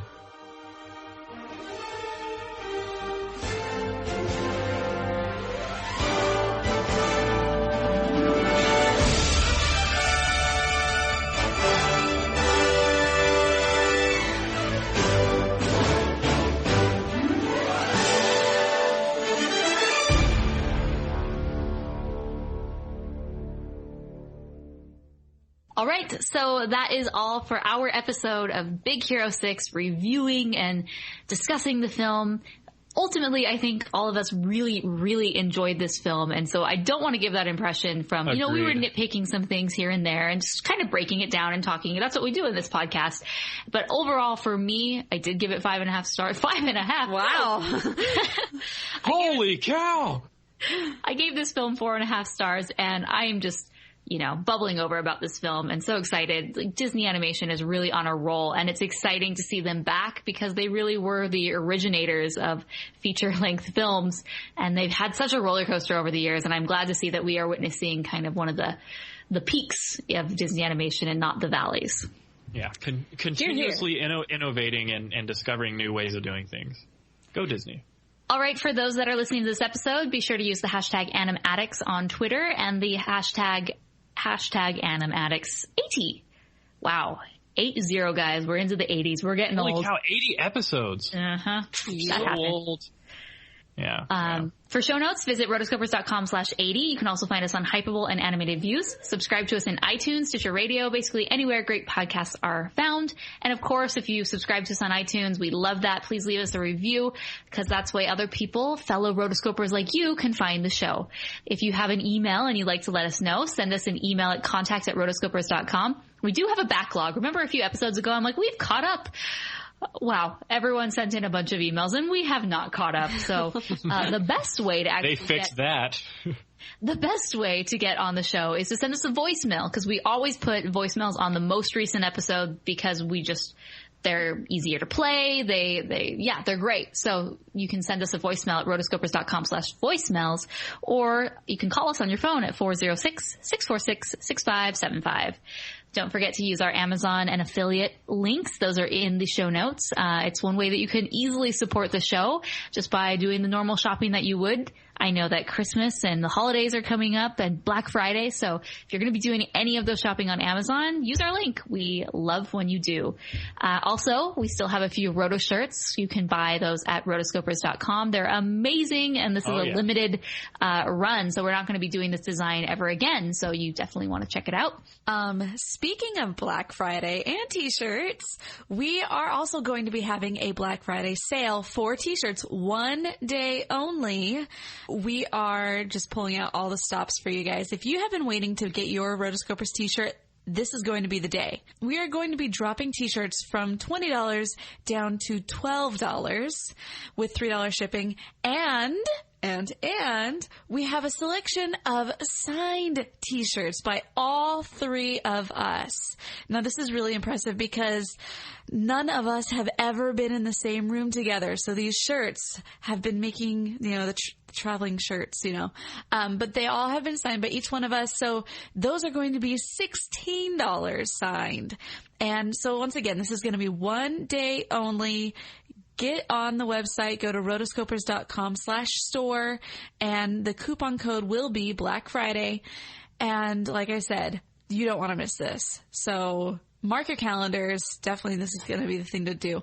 One little caveat to that is that I do have all of the t-shirts in my possession, but I'm going to be traveling right after Thanksgiving. And so I'm not going to be back until about the 9th. So basically don't expect the t-shirts until after about the 15th of December, but we will definitely try to get them in for Christmas. Also, we have found a much better way for international shipping as well, so that one has been dropped significantly.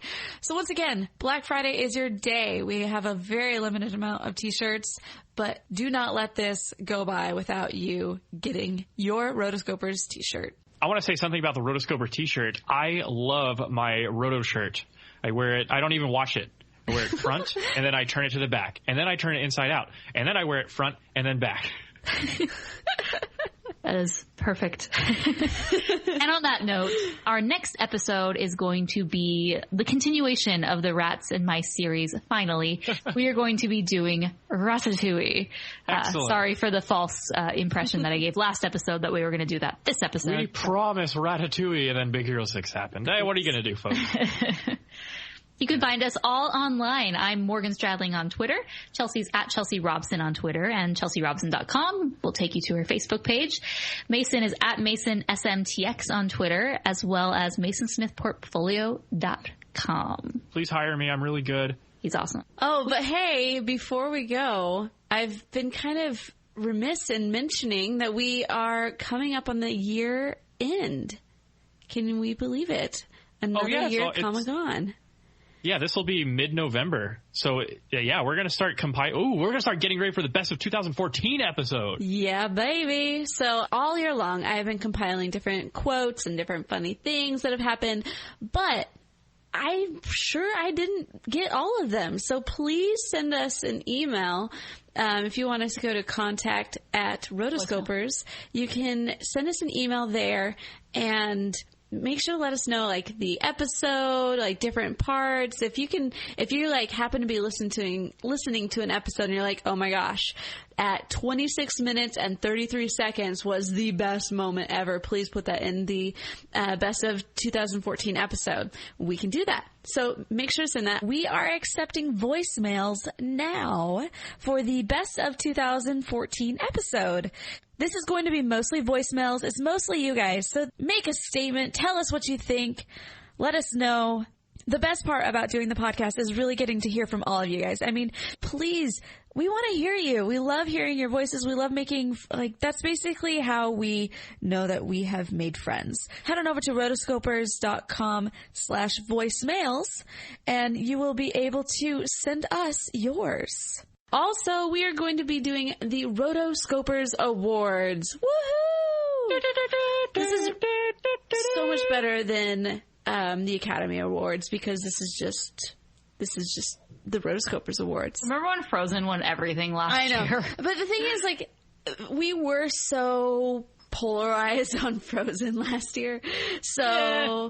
But this year, I really believe that this year is going to have a lot more variety because there were so many good movies that came out this year. I mean, How to Train Your Dragon 2 stole my heart in so many ways. And then you have Book of Life had so many great things about it. Obviously, the Lego movie, come on. I mean, there's just so many. So I want you guys to really think about it. Go through. We're actually having a couple articles on the website that are kind of going over those. And through those articles, we're going to be kind of compiling lists and creating another, just like last year, how we did votes. And we're going to end up voting on what you guys thought was your best score, best sidekick, best main protagonist, basically best lots of stuff. So stay tuned to the website for that, and it will be in the show notes. Yes.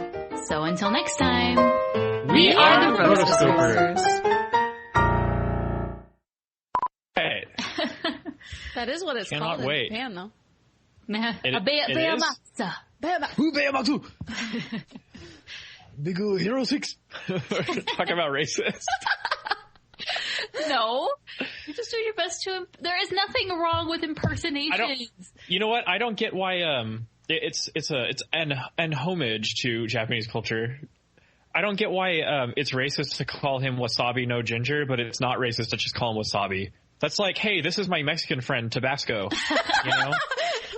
It's like, hi, I'm from Germany. My name is Frankfurt. Nice to meet you. Frankfurt Mustard Schweiden.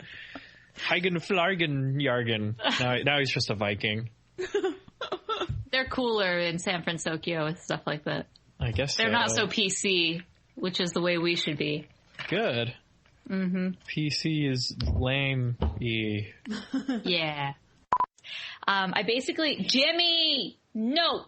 Hold on. 2 seconds. No! Go out! Way to ruin the podcast, Jimmy. Yeah, seriously. Jimmy, no! He's trying to steal a pillow. It's twice the size as him. And he's pulling it You've got slowly. A little bandit. Yeah. Oh, he loves to steal socks and clothes. I saw that Instagram video of him running around the backyard with a plastic bag and was so proud of himself. Yeah. So imagine that, but 2 days ago, him with basketball shorts, running in circles with basketball shorts. The items are getting bigger. My favorite is when it gets stuck in the doggy door, and it's stuck in the doggy door, and then he can't come back through the doggy door because he's like, it's blocked. I don't know what to do. It's funny. Oh. Anyways, let me go back to what I was talking about. Blooper. All right. Are you guys on mute or something? Sorry, I had to fix something really quick. And so I was on mute. No problem. Jimmy! Yeah, naughty. Welcome back. Welcome back. Reminds me of Pokemon Snap. Foolish motive. Pokemon Snap. It's a good one. Wasn't that the coolest? I loved that game. The Mew level at the very end. Oh, impossible. So good. You have to be a true Pokemon photography master. What a bizarre game. Thinking of it. Yeah, it was like the predecessor to Fatal Frame. I don't know if you ever played that game. Mm-mm. It's like where you take pictures of ghosts to get rid of them. Nice. But in that one, it's like, hey, I'm going to throw an apple at this Charmeleon, and it's going to fall in a pit of lava and come out as Charizard, and it's going to breathe fire at me, but nothing's going to happen to me. I'm just going to take pictures of it. Yeah. What a bizarre... I mean, really, that's how it evolves, huh? It wasn't like that in the game. That's yeah, for abuse sure. your Pokemon to evolve it. Anyway. Or long live Hyperion. All hail Hyperion.